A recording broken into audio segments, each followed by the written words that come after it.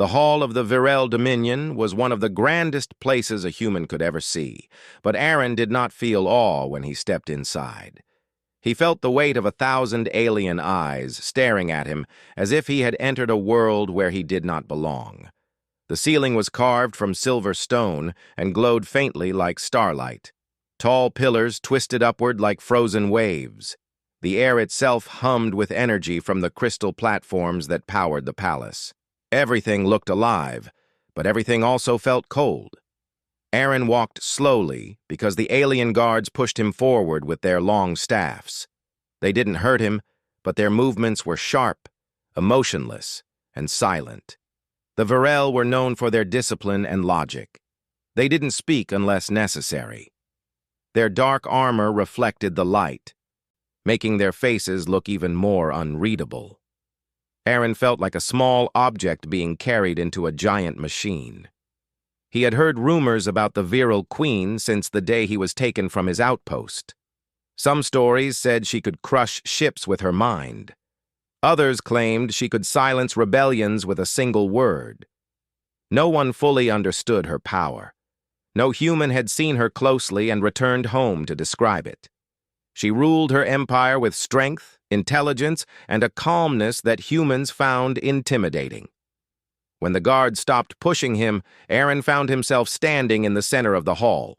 Around him, alien nobles watched from balconies, their robes shimmering in different shades depending on their rank.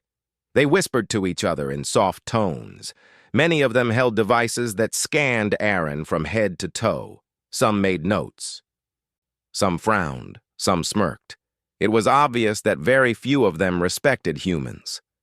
Aaron stood straight, trying not to look afraid. His heart beat faster, but he kept his face calm. He already knew why he was here. His outpost had been caught in a border dispute, and the humans had been forced to make a treaty to end the conflict. One of the treaty's conditions was a cultural tribute, a polite word for something else. He had been chosen, more accurately, forced, to be that tribute. He was the item brought to the queen as a sign of peace. As the hall grew quiet, a soft sound echoed from the back. It started as a faint vibration, like a distant storm. The pillars responded by glowing brighter. The nobles straightened their backs. The guards raised their staffs in perfect unison. Aaron knew the queen had entered before he even turned to look. She appeared at the far end of the hall, walking with slow steps that seemed to command the entire room. Her presence felt heavy, not in a frightening way, but in a way that demanded attention. Her tall figure was wrapped in a long robe, woven with metallic threads, and a faint blue light circled around her like a soft aura.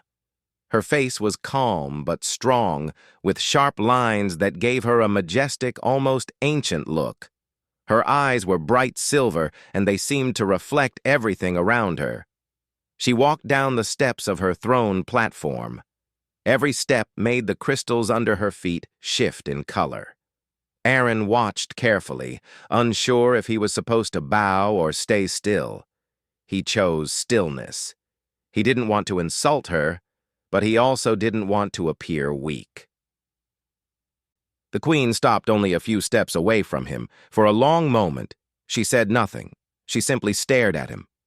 Her silver eyes moved slowly across his face, his shoulders, and his hands. Her expression did not change, but something in her gaze felt strange to Aaron. It wasn't disgust. It wasn't anger. It wasn't boredom. It was something like surprise, hidden under many layers. The hall was so quiet that Aaron could hear his own breathing. Then the queen stepped closer, almost too close. The guards stiffened, unsure if they should stop her. No one had expected her to come this near to the human tribute. She leaned in slightly, as if listening to something he couldn't hear. Her eyes narrowed a little, and her lips parted. She whispered one word so softly that only Aaron could hear it. "Impossible." Aaron's breath caught. He didn't know what she meant, and he didn't dare ask.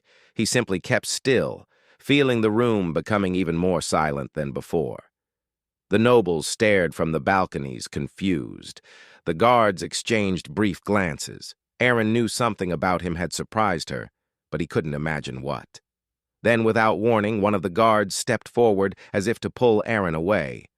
But the queen lifted a hand gently, and the guard froze mid-step. She didn't shout. She didn't command harshly. She simply raised her hand, and every guard in the hall immediately stepped back, as if her gesture had absolute authority. She turned her gaze away from them and looked at Aaron again. Her expression was unreadable, but her eyes held a quiet intensity.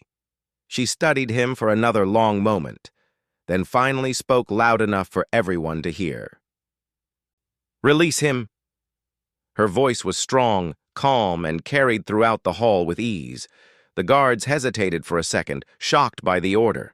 Humans were usually restrained at all times during presentations. But the queen did not repeat herself. She didn't need to. When she spoke once, people obeyed. The guards removed the energy cuffs from Aaron's wrists. A wave of whispers filled the hall. Aaron rubbed his wrists gently. He couldn't hide his surprise. Why would she show kindness to him? He expected to be treated like an object, not like a guest. The queen walked around him once, her steps slow and thoughtful. She seemed to be examining more than just his physical form. Aaron felt like she was trying to sense something inside him. Her silver eyes glowed slightly each time she paused. When she stopped in front of him again, she asked a question that made his heart jump. "What is your name?" Her tone wasn't cold or harsh. It was calm and curious, something no one in the hall expected. Nobles leaned forward. Some were so shocked they forgot to hide their expressions. Aaron cleared his throat. "Aaron," he answered quietly. The queen repeated his name softly, almost as if she was testing how it sounded. "Aaron," she said, letting the syllables roll slowly off her tongue. Then she added, "You come from the human colony beyond Sector 8. Aaron nodded. "Yes." She looked at him for another long moment. He felt uneasy, but not frightened. There was something different about the way she observed him, something he couldn't understand. She turned to her advisors, who stood behind her with nervous faces. One advisor stepped forward. "Your Majesty, shall we continue with the standard evaluation? The human can be—" The queen raised her hand again. The advisor fell silent instantly. "No," she said quietly. "This human is not to be placed with the others." Another wave of whispers echoed around the hall. Aaron swallowed. The others? What had happened to the previous tributes? He didn't want to think about that. The queen looked at the guards. "Take him to my private observatory." The hall exploded into shock. Several nobles gasped. Some dropped their energy tablets. Even the guards hesitated, unsure if they heard her correctly. No human had ever been taken to the queen's private chamber.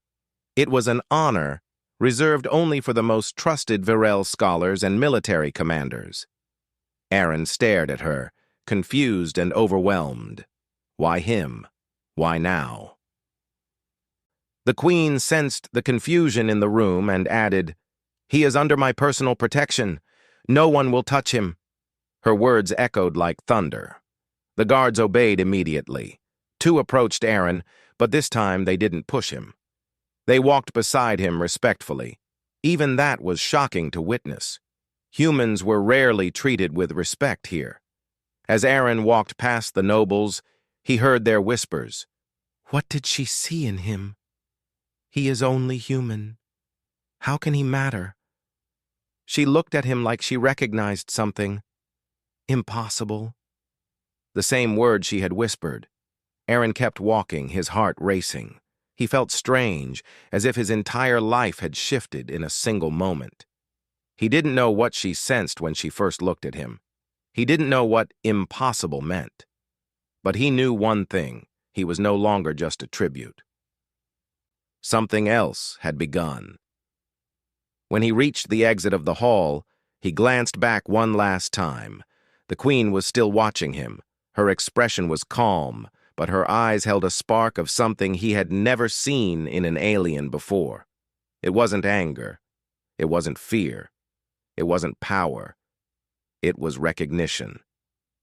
As the doors closed behind him, Aaron felt a strange chill run down his spine. He didn't know what awaited him in the Queen's private observatory. He didn't know why she protected him, but he knew the universe had changed the moment she whispered, "Impossible." And he knew this was only the beginning.